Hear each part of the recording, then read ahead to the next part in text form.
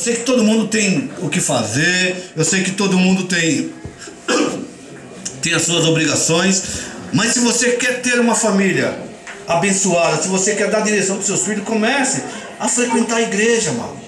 Pegue um domingo, pegue um dia da semana, vá todo mundo para a igreja, porque isso é muito importante. Amém. Mas muito, você não tem ideia de quanto isso é importante.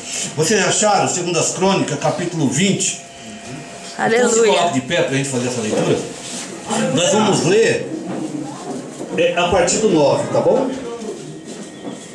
Segundo as Crônicas 20, a partir do 9, diz assim, olha. Todos acharam? Amém.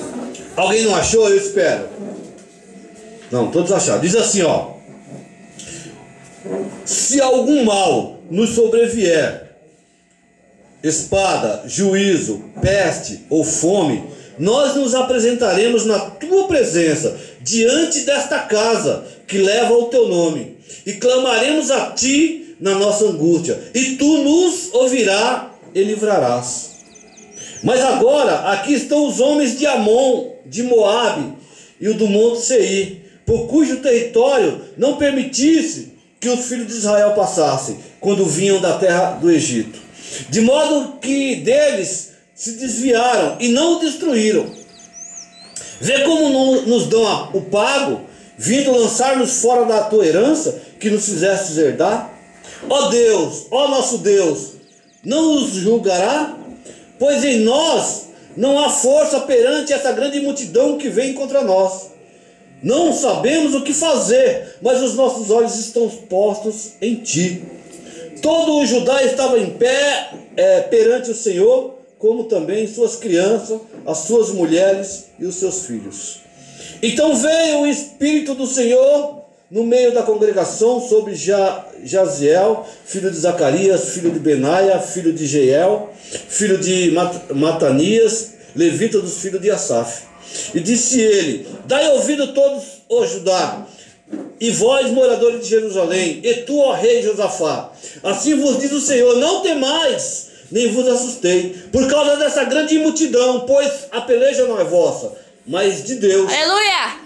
Amanhã descerei contra eles, e eles subirão pela ladeira de Ziz, e os acharei no fim do vale, defronte do deserto de Jeruel. Nesta batalha não tereis de pelejar. Parai, estai em pé, e vedes a salvação do Senhor para convosco, ó Judá e Jerusalém. Não temais, nem vos assustei. Amanhã salieis ao encontro, e o Senhor será convosco. Feche os olhos. Aleluia. Soberano e eterno Pai, Deus maravilhoso, Senhor, é no nome de Jesus que nós nos colocamos diante da tua presença. Pai, esta que lemos é a tua palavra. Diante de mim, meu Pai, está a tua igreja, o teu povo, que precisa ser alimentado nesta manhã, que precisa, Senhor, da tua palavra, que precisa, meu Deus, conhecerem ferramentas para vencer as dificuldades que o mundo coloca. Portanto, meu Pai, fala conosco, abre o nosso coração, abre o nosso entendimento. É o que nós te pedimos em nome de Jesus. Amém. Glória a Deus. Poder assentar. Glória a Deus.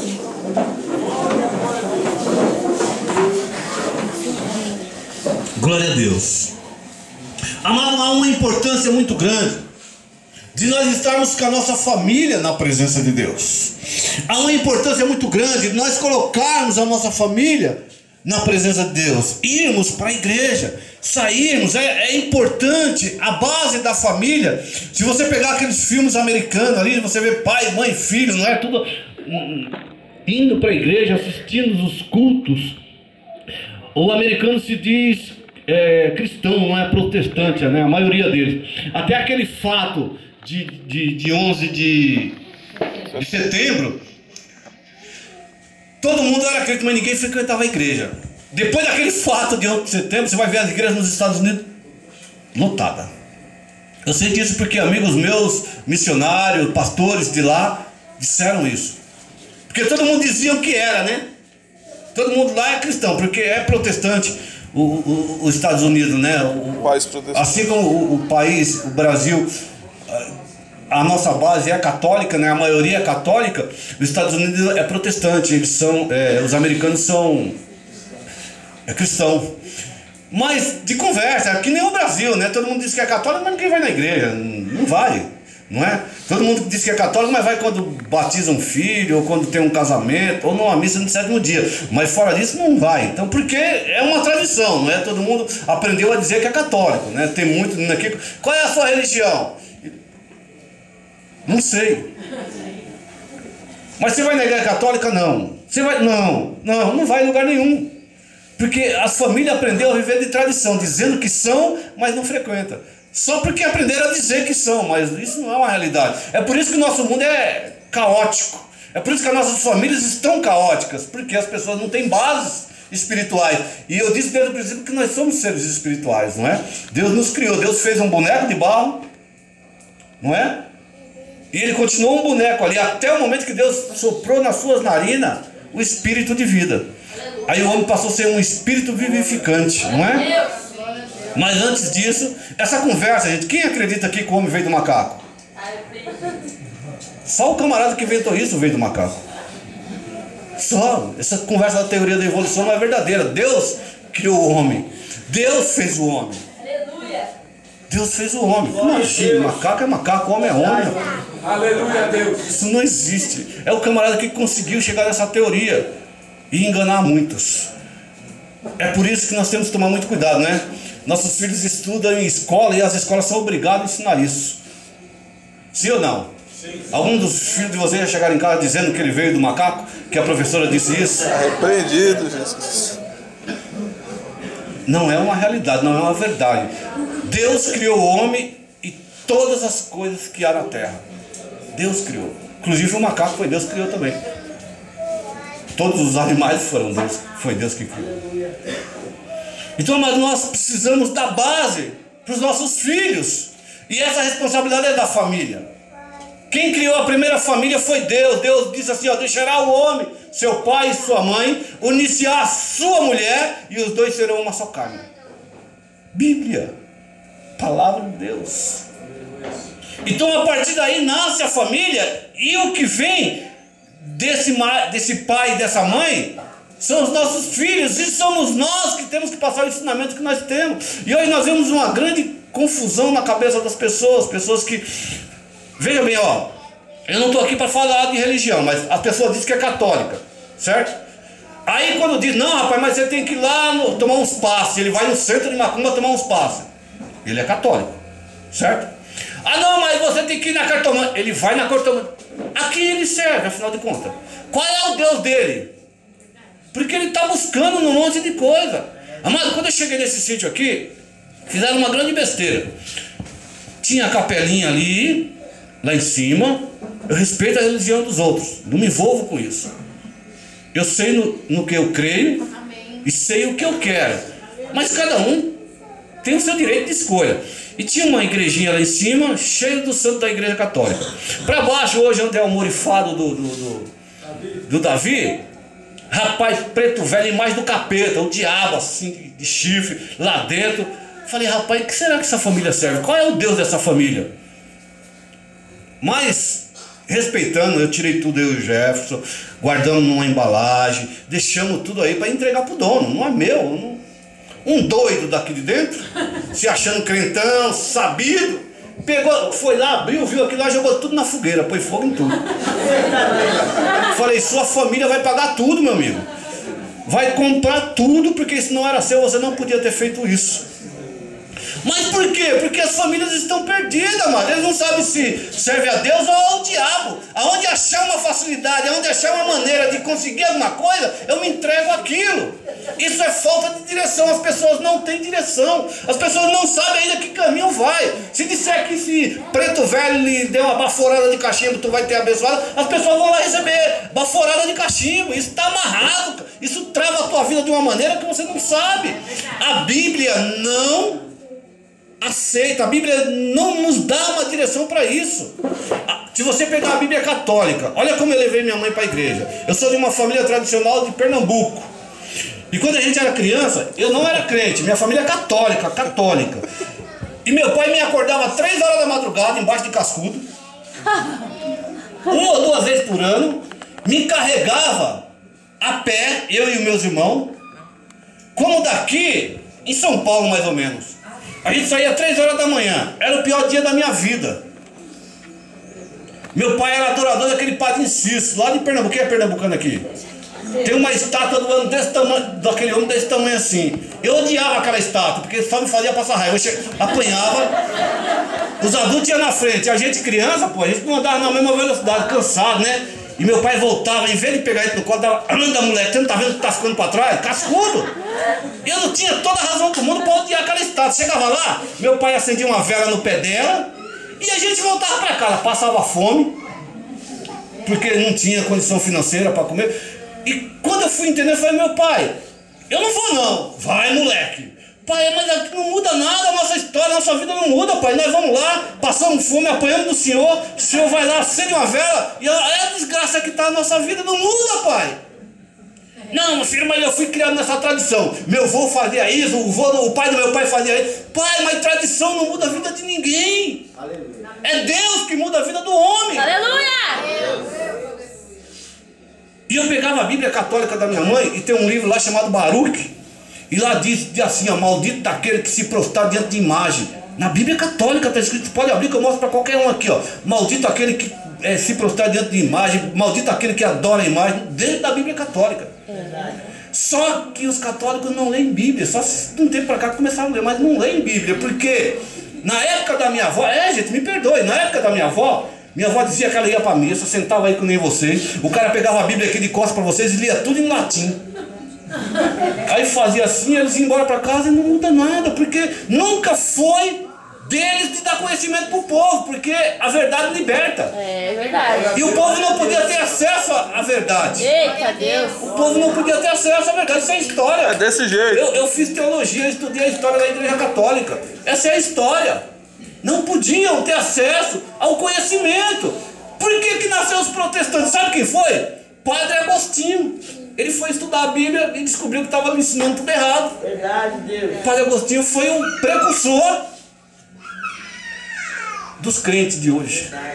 Aleluia. E Lutero. São padres que conseguiram pegar uma Bíblia e ler, porque não se deixavam. Eles criavam as regras dele e todo mundo tinha que entrar. Gente, a Bíblia diz que o batismo... Me perdoe, gente, me perdoe. O Espírito Santo de Deus quer que eu fale isso hoje. O batismo... Para que serve o batismo? Não entendi. Remissão dos pecados. A Bíblia diz isso. Agora eu pego uma criancinha de 3 meses, 2 meses e batizo. Que arrependimento tem essa criança?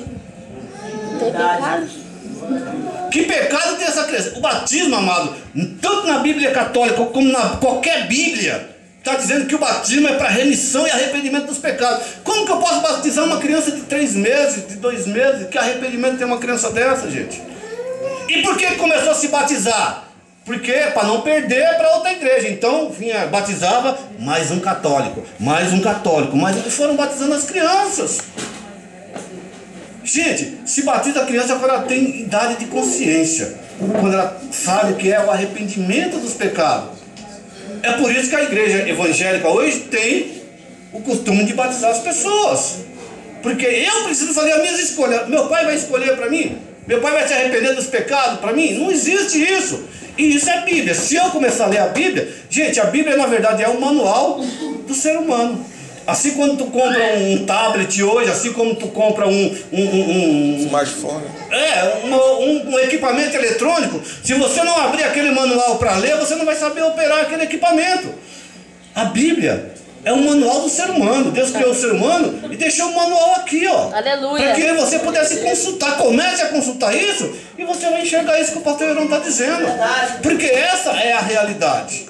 Essa é a realidade. Então é importante da gente começar a dar base para os nossos filhos, para a nossa família. É importante a gente começar a se envolver com as escrituras, com a palavra de Deus. E foi justamente isso que Josafá fez. Josafá era um rei do povo de Israel. Josafá era um rei do povo de Deus. E agora ele estava sendo atacado por um exército muito grande. E o que Josafá fez?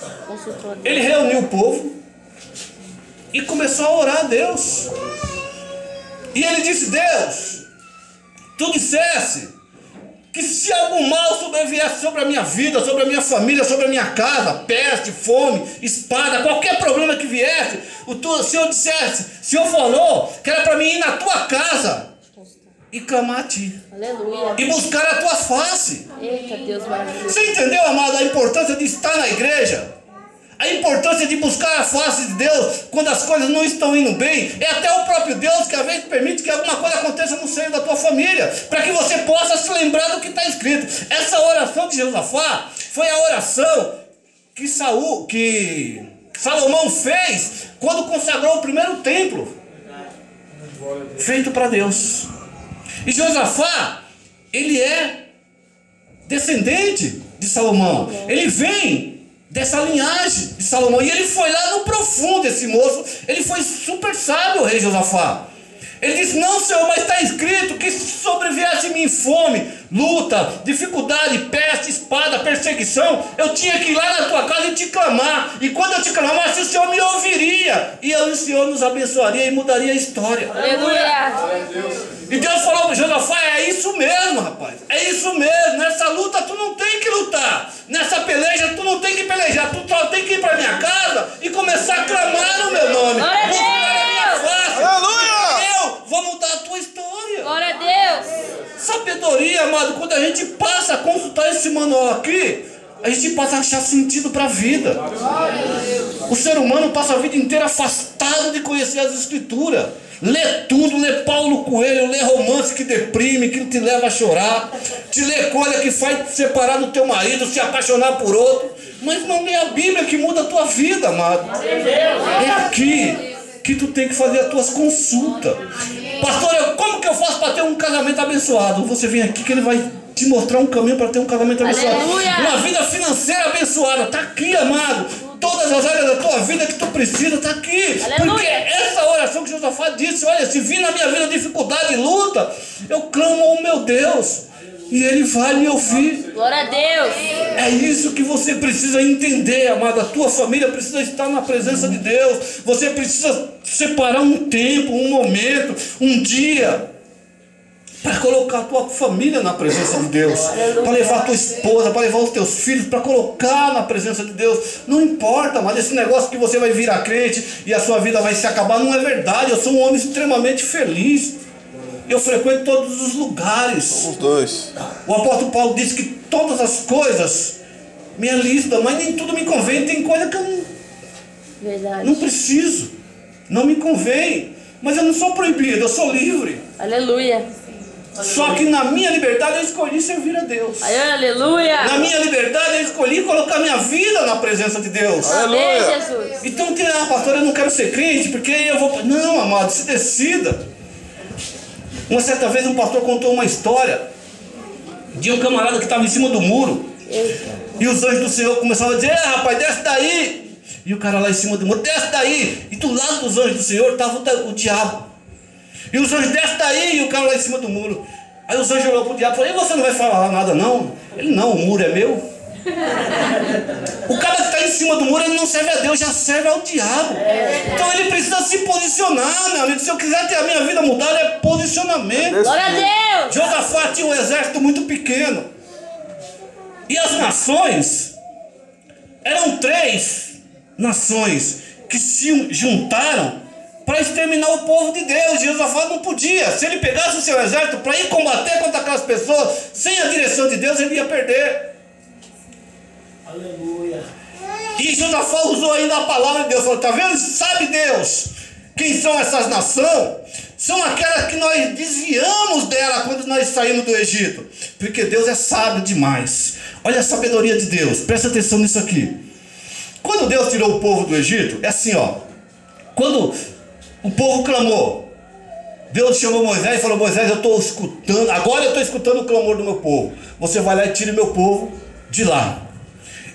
E Deus ia levar o povo para uma terra que manava leite e mel. Uma terra onde o povo não precisava plantar, porque já tinha tudo plantado. Onde não precisava construir, porque já tinha suas casas construídas. Deus escolheu um local para o povo de Deus. Então Deus tirou o povo do Egito e ia levar para esse local. Só que nesse local havia algumas nações pagãs. Nações que não queriam nada com nada. Nações que não queriam com Deus. Tipo aquela, tinha uma dessas nações que eles matavam as crianças na barriga da mãe. Sabe como eles faziam isso? Metiam a espada na barriga da mãe grávida, matava a mãe e criança. Então, nações que eram abomináveis. Então Deus, quando saiu conduzindo o seu povo para essa terra, Deus ia exterminar essas nações abomináveis. E o povo de Deus ia tomar posse. Só que Deus, quando ia conduzindo o povo pelo caminho, Deus começou a conhecer o povo. E saber que ali havia um povo chorão, blasfemão, reclamador. Deus falou, rapaz, eu preciso ensinar esse povo. Então Deus exterminava algumas nações, mas desviava de outras. E ia deixando essas nações para trás. Até acomodar o povo na terra prometida. Havia época da vida do povo que o povo parava de buscar Deus. Só para vocês terem uma ideia, quando José morreu, José pegou toda a família dele e começou uma nova história com o povo de Deus no Egito. Foi. Não é? Só que José era o segundo. O Egito era potência na época. Era como se fosse Estados Unidos hoje. Não, os Estados Unidos já não é mais potência, agora é a China, né? A China hoje já passou os Estados Unidos. Mas o Egito era a potência da época, era o país mais rico do mundo. E o José era o segundo homem dentro daquele país. Então José trouxe a sua família e o faraó gostava de José, então eles deram tipo assim, ó, calcaia, vai ser do povo de Deus, vai ser da família de José. Então a família de José, ele começou a morar e começou a crescer naquele lugar, foi determinado um lugar para eles. Como eles eram da família de José, eles tinham de tudo. Então eles tinham uma vida boa, não lhe faltava nada, enriqueceram, se tornaram fazendeiros muito ricos, muito gado, muito boi. E o povo, quando está nessa vida, não quer saber de Deus. O povo, quando está tudo bem, dinheiro na conta, não tem doença na família, está tudo bem, o cara vai viajar, vai passear, vai para o estádio, o cara fica em casa dormindo, viaja, mas ninguém vai para a igreja. E naquela época não era diferente. Então a Bíblia diz que houve um silêncio de Deus de 400 anos, que Deus não se manifestou para o seu povo. Mas por quê, pastor? Que Deus é esse que fez o povo e ficou 40 anos de silêncio? Porque Deus deixou o livre-arbítrio, o direito de escolha. Você escolhe servir a Deus ou não. Você escolhe ter uma vida abençoada ou não. A escolha é tua, Deus não influencia nisso. Ele deixou o direito de escolha. E naquela época o povo escolheu não clamar a Deus. E quando eu não clamo a Deus, eu não sou atendido por Deus. A Bíblia diz, clama a mim e responder-te-ei. Deus vai me ouvir. Deus vai entrar na minha situação, nas minhas dificuldades, nos meus problemas. Deus vai entrar no meio da minha família quando eu clamo a Deus. Aleluia. Mas se eu não clamo, Deus não se manifesta, porque Ele deixou o livre-arbítrio, o direito de escolha. E durante esses 400 anos a vida do povo estava tranquila. E o povo não clamou. E se não clama, Deus não se manifesta. Amado, você pode passar a vida inteira com seu filho nas drogas, com seu casamento destruído, com a sua vida em dificuldade. É só você não clamar. Você vai passar a vida inteira vida de miséria. Eu conheço famílias que têm vida de miséria, mas são pessoas que não se posicionam para mudar de vida. São pessoas que não buscam Deus, não clamam a Deus. E quando eu não clamo a Deus, Deus não responde. Deus não tem como agir na minha vida se eu não dou a liberdade. Ele diz assim, ó, eis que estou à porta e bato, se abrires eu entrarei. Então Deus, Ele pede para entrar. Ele deixou você fazer essa escolha. E quando você escolhe não buscar Deus, você vai viver uma vida de dificuldade. Mas se você escolhe buscar Deus, Deus vai entrar na tua vida e vai te abençoar. Aleluia! Então esses 400 anos o povo ficou ali vivendo, comendo do bom e do melhor, vida boa, não buscou a Deus. Mas houve uma época, aquele faraó, José morreu, o faraó morreu, e agora veio outros sucessores do faraó, que não era tão bonzinho quanto esse, que era amigo de José. E as coisas começaram a mudar para o povo de Deus, começaram a olhar para os camaradas, e um determinado faraó olhou e falou, rapaz, esse povo está se multiplicando muito, esse povo está crescendo muito, e nós corremos um grande risco de se um dia por acaso eles se revoltarem contra nós, eles vão acabar com a gente. Então vamos começar a fazer alguma coisa. Todos hebreus que nascer, a parteira era egípcia, não tinha hospital nem médico na época, era parteira. Então a parteira era egípcia. O governo da época chamou aquelas parteiras todas, tipo, vou dar um curso para as parteiras aqui, e disse, olha gente, é assim, ó, quando as mulheres hebreias estiverem grávidas e forem dar à luz, são vocês que vão estar lá. E quando essas crianças nascerem, se forem homem, dê um jeito de matar. O faraó endureceu de um jeito e começou a matar os moleques que nasciam. As meninas tudo bem, porque a mulher naquela época não... Hoje vocês devem dar muita glória a Deus, porque Jesus veio e mudou a história de vocês. Glória a Deus. Mas naquela época, mulher era só para reproduzir, na verdade era essa. Então todo homem que nascia, eles matavam. Então o povo de Deus começou a ver as coisas apertando e começou a clamar. Foi justamente naquela época que Moisés estava lá no monte apacentando as ovelhas e viu aquela sarça ali acesa. E ele começou a perceber que tinha alguma coisa diferente, que o fogo queimava, mas a sarça continuava inteira. Ele não entendeu nada, ele se aproximou. E quando ele se aproximou, ele escutou a voz de Deus: Moisés, tira a sandália dos teus pés, porque a terra que tu pisas é santa. Moisés tirou a sandália do pé e foi ali no monte. E ali Deus falou com ele: Moisés, pode ler lá, está escrito assim, ó: a partir de agora eu tenho escutado o clamor do meu povo. Então Deus começou a se manifestar porque o povo começou a clamar. E quando o povo começou a clamar, Deus enviou Moisés para tirar o povo do Egito. E quando Deus começou a tirar o povo do Egito, Deus começou a andar com aquele povo agora, porque começaram a clamar. Deus começou a ver que ali no meio tinha um monte de gente que não queria nada com nada. Mas Deus tirou o povo do Egito. Gente, aquilo que aconteceu não acontece. E a gente não pode se esquecer nunca.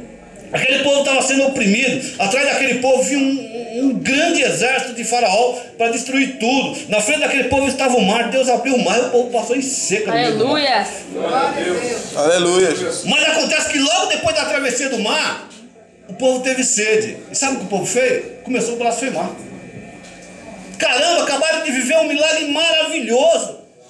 Acabaram de sair da opressão, da escravidão, e agora eles já estavam brigando. Porque nós viemos para cá para morrer, porque esse Deus que tirou a gente, agora nós vamos morrer de sede. Deus falou: opa, peraí, precisa ensinar esse povo. E foi por isso que Deus foi deixando algumas nações. Porque lá na frente, para a gente cortar, senão é verdade que a gente vai até as 3 horas se não for mais rápido aqui. Aí lá na frente, Deus começou a ver. E preste atenção quando você lê a Bíblia. A época da vida do povo, que o povo está ali abençoado, glorificando a Deus, servindo a Deus. Na época de Josafá era uma época dessa. Mas chegava a época em que entrava reis ali, que era pagão. Porque o camarada, ele queria o comando do povo de Israel, mas não queria se submeter a Deus, queria continuar servindo os seus deuses pagãos. E quando isso acontecia, Deus permitia que uma daquelas nações que ficaram para trás invadia, oprimia o povo de Deus. Para quê? Para o povo começar a buscar a presença de Deus. Gente, é assim que acontece no meio da nossa família hoje. Muitos de vocês só estão aqui porque a dependência química entrou na vida de vocês. Eita Deus. Senão você estaria com a mesma vidinha lá fora. Desse jeito. É verdade. Meu Deus. Estratégia do próprio Deus. Meu Deus. Aquelas nações que ele ia deixando para trás era justamente porque quando chegava a época e que o povo acomodava, não queria nada, Deus permitia que aqueles inimigos invadissem e começasse a cutucar o povo. E o povo: oh Deus, tem misericórdia da gente, porque eles estão nos sucumbindo. Vira e mexe, vinha uma fome. Por quê? Porque o povo tinha acomodado na sua vida espiritual, não buscava a Deus, não queria saber de Deus. E Deus permitia que isso acontecesse para que o povo acordasse. Então, amado, aqui, na história de Josafá, Deus estava cumprindo a sua palavra e a sua promessa na vida do povo de Deus. Aleluia. Clama a mim e responder-te-ei. A Bíblia diz que Josafá reuniu o povo, colocou todo diante da congregação de Deus e começaram a clamar. E em seguida aqui embaixo nós lemos que o profeta disse para Josafá e todo o Israel, dizia: gente, espera aí, realmente dá ouvido para Deus, porque Deus está mandando dizer para vocês nesta manhã, que nesta luta que tu está passando, tu não tem que lutar, Deus vai lutar por você. Aleluia. Essa peleja não é tua, essa peleja é de Deus. Aleluia. Para Deus. Mas para isso, você precisa estar com a tua vida na presença de Deus. A tua família precisa estar na presença de Deus. Porque se Josafá não tivesse, ele teria perdido essa batalha. Meu Deus. Um outro exemplo, rei Ezequias. Eita. Rei Ezequias está no seu palácio, foi acometido de uma doença. E ele está lá no seu palácio e de repente chega o profeta Isaías. E o profeta Isaías diz para ele: rei Ezequias, eu vim aqui te dar um recado, cara. Deus manda te dizer para tu arrumar a tua casa, porque tu vai morrer, tu não vai viver. E a Bíblia diz que o rei Ezequias vira o rosto para a parede e começa a chorar e orar a Deus. O profeta Isaías entregou a mensagem de Deus e estava saindo na porta do palácio quando Deus voltou a falar com ele. Disse: Isaías, volta